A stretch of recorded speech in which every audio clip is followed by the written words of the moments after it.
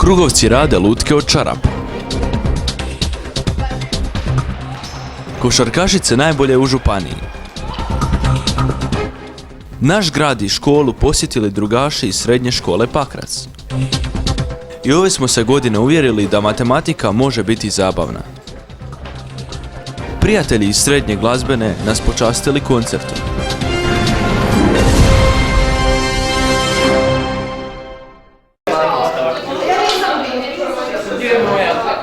Radi se o jednom novom našem malom božićnom projektu Krugovaca, znači katoličke i ove druge gimnazije, gdje smo odlučili napraviti nešto humano, to jest uveseliti djecu koja ove godine za Božić moraju ležati u bolnici. Pa smo odlučili napraviti jedno čarapiranje u suradnji sa Požartom, sa Snježanom Mekić-Delić i njenom ekipom, da napravimo dakle lutkice kojima bi prvo ukrasili školu, a onda napravili bismo jednu slikovnicu i bojanku za djecu koja leže u bolnici. Odakle ideja da osmislite ovakav jedan projekt i koji su sve učenici uključeni? Uključeni su svi Krugovci. Dolazimo srijedom i u subotu ćemo imati baš radionicu gdje bi trebalo nas biti malo više. Ideja je potekla od želje da napravimo nešto dobro, nešto kreativno, da spojimo kreativnost i humanost u jedno. U sasvim slučajnom razgovoru sa Snježom Mekić-Delić sam došla na ideju da bismo mogli napraviti čarapiranje gimnazije.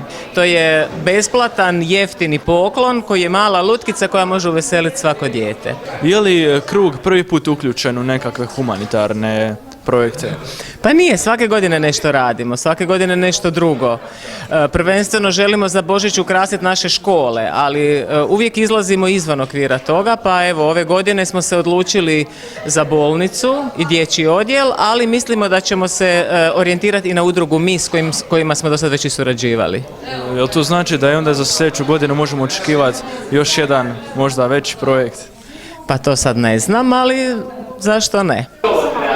Lijepo je da smo se mi kao srednjoškolci, kao Krugovci ujedinili da pomognemo toj djeci i da im uljepšamo blagdane. Evo, nadamo se svi zajedno da će im se svidjeti, da će i drugi slijediti naš cilj i nije prvi put da sudjelujemo, evo zato što i prošle godine su Krugovci imali jednu sličnu akciju i tijekom prvog razreda također u našoj školi su se organizirale brojne humanitarne akcije.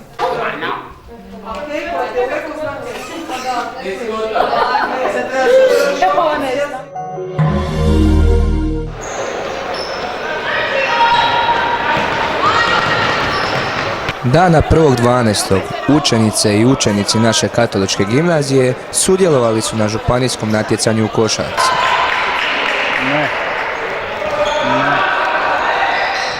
U konkurenciji naše i opće gimnazije učenici su izgubili unatoč dobroj borbi i odlično raspoloženim kapetanom ekipe Svenom Abramovićem. Međutim, naše učenice su očekivano pobijedile i plasirale se na regionalno natjecanje, nastavljajući dominaciju naše škole u ženskim sportovima.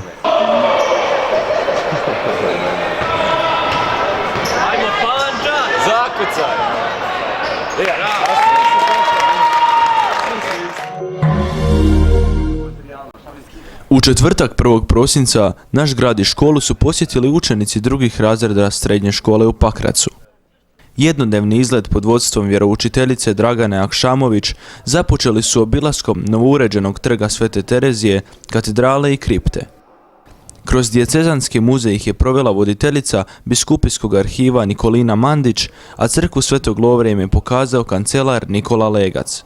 Drugi dio terenske nastave imali smo čast ugostiti prijatelje iz Pakraca u našoj gimnaziji u kojoj se upravo odvijala večer matematike. Profesor Barišić je našim gostima ukratko predstavio školu, a nakon skromne okrepe Pakračani su se pridružili zabavnim matematičkim radionicama.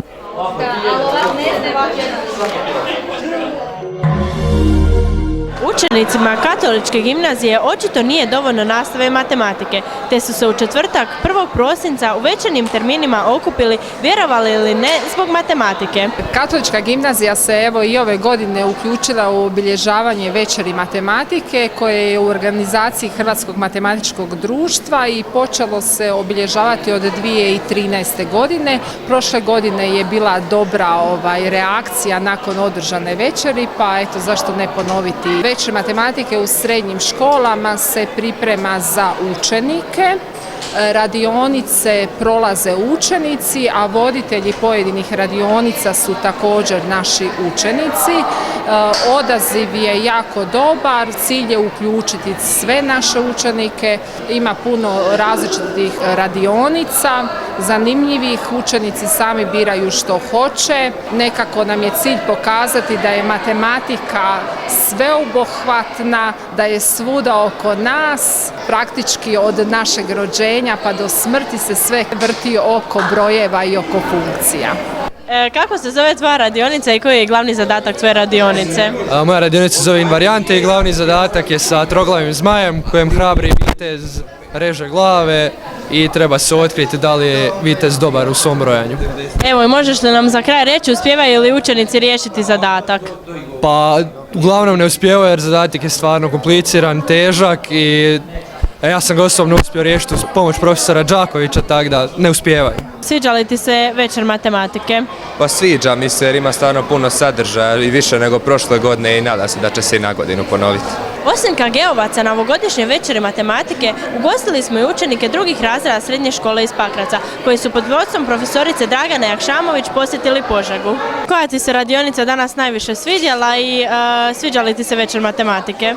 Da, sviđa mi se večer matematika, a najviše mi se svidjela radionica bojanja.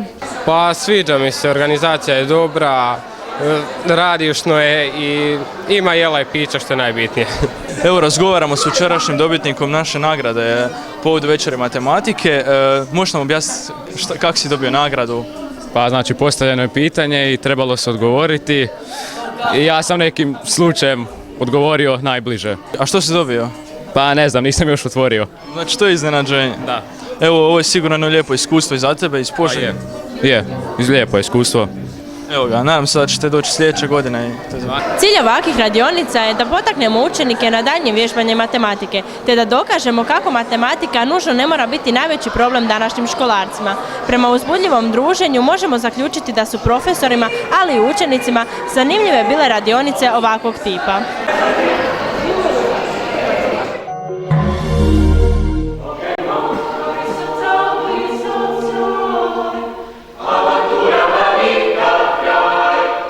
Studeni i prosinac u glazbenoj školi Požega obiluju mnogim koncertima koji su namijenjeni ne samo nastavnicima i učenicima, već i građanima Požege.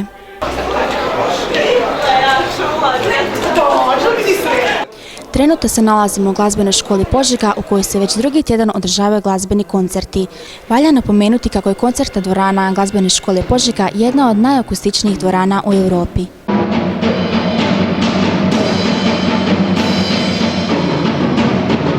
Ulaz na sve koncerte je besplatan, a organiziran je kako bi se mlade potakao na slušanje klasične glazbe.